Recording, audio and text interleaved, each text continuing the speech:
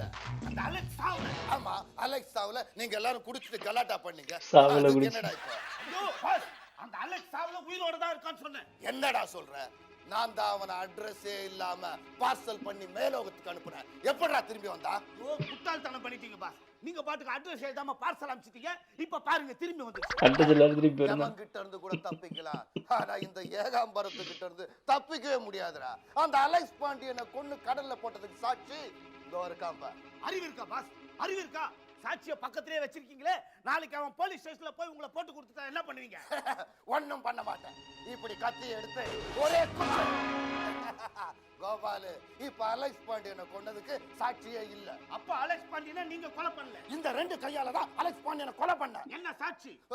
சாட்சி தான் கொன்னுட்டேன். சாட்சிய கொன்னுட்டீங்க. ஆனா அலெக்ஸ் பாண்டியனை நீங்க கொலை பண்ணல. ஐயோ குழப்பாதடா. இதுக்கே இப்படி குழம்பி போறீங்களே. அந்த அலெக்ஸ் பாண்டியன் உயிரோட இருக்க